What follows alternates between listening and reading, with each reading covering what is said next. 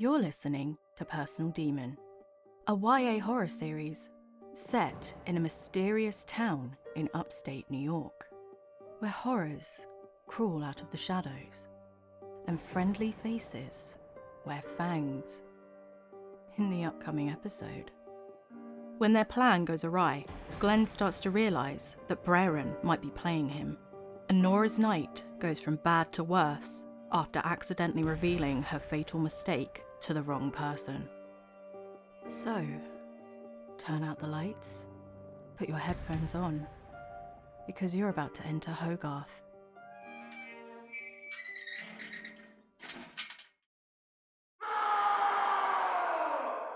Glen's vision exploded with bright orange sparks, as if the molten heart of a dying sun had ignited behind his eyes. A horrific scream tore from his throat, and he clawed at his face with shaking hands as a shockwave of pain ripped through him. Every nerve in his body alight, awakened by searing agony. His very bones, sinew and soul cried out in protest, ready to be torn apart. Then just as abruptly, his panic receded, replaced by the dizzying haze of fatigue. Glen dropped to his knees inside a circle of chalked white runes, gasping. "I assume that wasn't the desired outcome," said Braran, watching the display with mild bemusement. A plume of thick, smoky grey fog billowed from Glen's mouth as he tried to speak. Black, viscous fumes trailing from his ears and nostrils, turning his watery eyes an inflamed red. The smoke coiled into the air, leaving behind a charred, burning stench that mingled with the existing scent of human decay. Braran teetered at the edge of the crudely drawn magic circle with narrowed eyes, wondering if the necromancer would expire right in front of him. He remained unmoved as Glen flopped across the lobby and took several gulps from a bottle of cheap rum. He then sat propped against a dusty wooden crate. "What the hell was that?" Glen snarled, chest heaving as he wiped soot from his lips. He groaned, pushing himself up from the ground, still breathing like he'd run marathons back to back. "You said she was a demon hunter!" "Oh, cut the theatrics," Braran hissed. "What are you talking about? I've never felt anything like it." Glen pressed both hands to his knees to steady himself, staring across at Braran. "Her power, it's immense." He straightened up, clicking out his back, suddenly filled with energy. "Can't imagine how that little factoid skipped your attention." "I'd be cautious what you're implying there, necromancer," said Braran, his aura flushing red. "I think it's safe to say the stakes have been raised." Glen grabbed Carolyn by the waist and kissed her, before taking an artful swirl around a cracked pillar like an out-of-shape Gene Kelly. "Well, I'll be needing a lot more juice if you expect me to complete this little mission of yours." "I've already given you enough of my power," said Braran, and he'd been feeling the effects of it ever since. "It's not my fault you bungled things." "Ugh! That crazy demon hunter incinerated my thrall without as much as touching it!" Glen scoffed, taking another swig from the rum bottle. He threw his hands up like he was addressing the Colosseum. "You said you'd help me raise my army, and now you shrug? You're as much of a liar as Judgment." "Hold your tongue!" Braran's aura flashed a vibrant red. He could tolerate a good many insults, but being compared to a death dealer was not one of them. "I said you'd get your soul in exchange for a dead demon hunter. So remind me who shrugged, necromancer." "Fine, we're both incompetent," said Glen. "Just give me more power, enough to get the job done." "No." Glen smashed the rum bottle on the ground, so suddenly it caused Carolyn to topple over. "Why not?" "I can't," Braran admitted. "Figure it out on your own." On that silent breath, he vanished. Glen stared at the empty space he left behind, as a cruel grin touched his mouth. Glen might not have the swagger or the looks, but he knew when he had the upper hand. He strode into the stockroom, where bodies lay in neat rows. Carolyn looked up at him, her eyes dull, yet submissive. Soon he'd make the world bow. Glen crouched between the rows, scanning the bodies.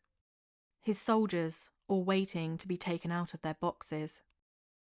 He leaned forward to pick up an ancient, dust-crusted tome, bound in cracked leather off a nearby crate. Glen then flipped through brittle pages, fingertips tracing over faded runes. He couldn't quite remember where he'd seen it, idly skimming through his occult library on a lazy afternoon. It wasn't until that parasitic poltergeist gave him the jump start that he even remembered it existed. Adrenaline spiked in Glen's chest as he snapped his finger down onto the page. There it was, a spell to transfer power. It'd been under his nose all along. He'd raise his army all right, and then he'd tear Judgment and that smug menswear model a new one. All he needed now was a plan.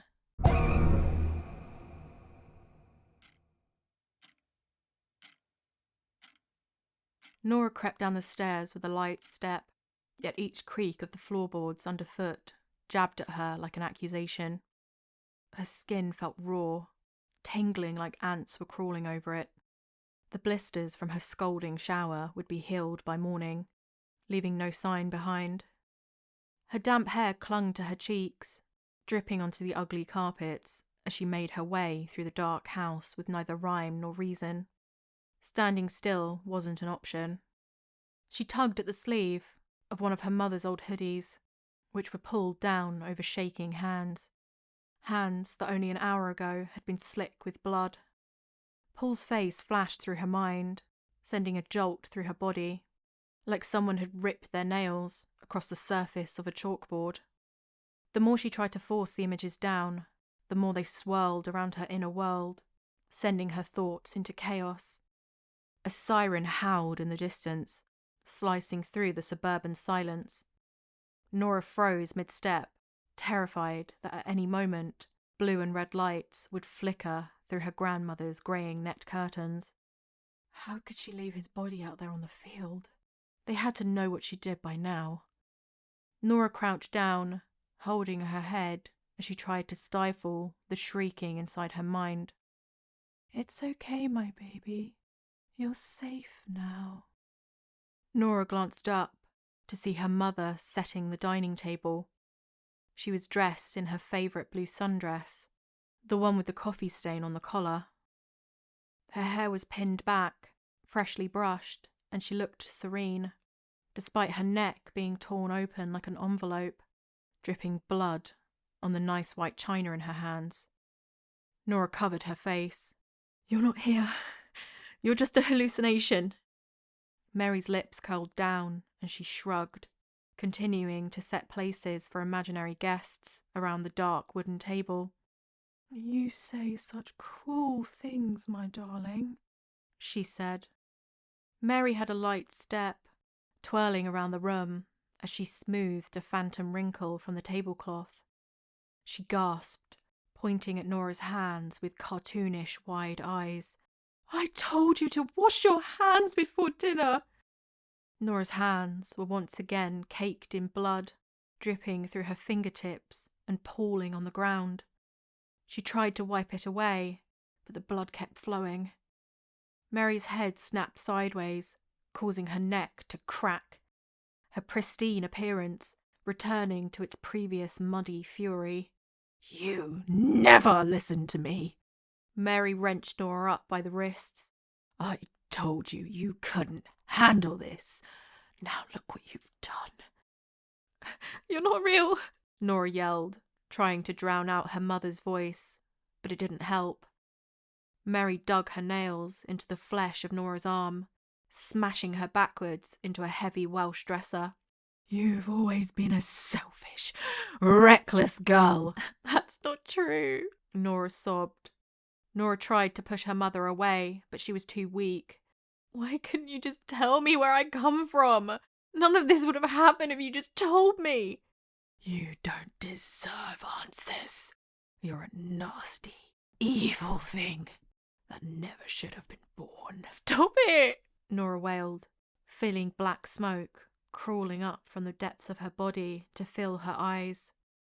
You think the world revolves around you because you throw energy, hear voices.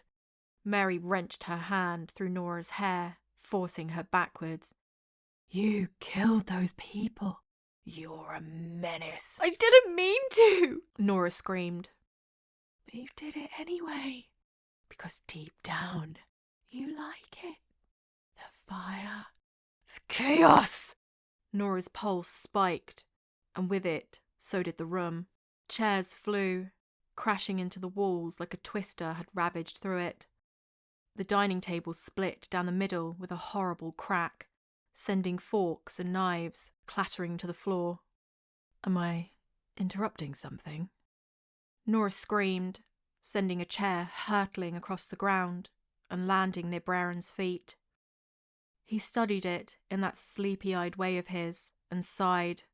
I hear talking to yourself is the first sign of madness. Oh, get out, Braran, growled Norah, thundering out of the dining room to get away from him. Amused, Braran followed after her, for once not accompanied by his usual blur of speed. He was fatigued, but no less annoying. You seem tense. Another bang as books exploded from a shelf and thudded onto the floor. Norah grunted, slumping onto her knees and wrapping her arms around her body in an effort to calm herself. You're not helping! If you stopped ignoring your nature, these things wouldn't keep happening. Oh, stop it, Braran, I can't bear it, yelled Norah, causing a vase on the windowsill to shatter into 1,000 pieces. I can't get away from it. I thought if I just kept my head down, did normal things. But you're not normal. Braran stood over her. Don't you think I know that? Can't you see the gigantic neon sign hanging over my head, screaming it? You weren't the one washing blood off your hands tonight. I've spilled more than enough blood in my time, trust me. Braran took a breath and softened his tone. You have to accept that you're special. The heavy couch hurtled backwards, leaving a crack in the wood panelling. Ugh! I don't want to be special. I just want my life back. I'm so tired of feeling out of control, pushing everyone away so I don't rip their throats out. Oh, you're acting like a child. Braran scowled, hating to see her writhing on the ground so pitiful. It was grotesque. Prophecy or not, she was behaving like a brat. Whose blood? Said Braran after a pause. You said you washed blood off your hands. Whose blood? Norah's face flushed several shades whiter and she curled up in a ball. I didn't mean to do it. We were attacked. It happened so fast. I see. You see? Norah's voice broke. That's all you have to say? Braran shrugged. I mean, not ideal, obviously, but these things happen. What's wrong with you? He looked off to the side. What did you do with the body? Norah looked sheepish. The what? The body, Norah. You got rid of the body, right? She hesitated, then mumbled. Football field. Behind the bleachers. You just left it? He shouted. Are you trying to go to jail? I should go to jail. I'm a killer. I deserve it, Norah cried. Oh, stop with the self-pity. You're the... Braran caught himself, but Norah seemed too emotional to notice the slip. Some things are more important, he corrected. You keep saying I need to embrace my powers. Every time I do, people die. You lose control because you refuse to accept what you are. If you stopped resisting... You're right. I should be grateful to be the human equivalent of a pipe bomb, Norah screamed. Oh, I can't talk to you when you're being dramatic. Irritated, Braran tried to shift away, but he couldn't summon the energy. Norah glanced at him in surprise. What was that? Nothing, he snarled before vanishing. When Braran materialised on the edge of the Hogarth football field, it smelled of scorched earth and an unmistakable metallic blood. Yet he could feel no essence of a soul's departure, meaning no death had occurred. There was no body either. A siren wailed in the distance, an ambulance getting further away by the moment. Jurgerman was right to be worried. This demon hunter was causing so many more problems than he could have ever anticipated. Everything was unravelling so fast. Braran sighed. This is right and royally Thanks for listening. In the next episode of Personal Demon, as Hallie deals with the aftermath of her failed romantic tryst with Ravi, she has another run-in with Norah and finally learns the truth about what happened on the football field. New episodes every week. Subscribe so you don't miss out on whatever strange horror will be landing in Hogarth next time. If you're enjoying the show, leave a review. Or better yet, let us know your theories about the source of Norah's dark and mysterious powers. Want to know more about the spooky world of Personal Demon? Go follow us on social media or check out our website. Links are in the description. See you next time. Maybe she was never meant to be good.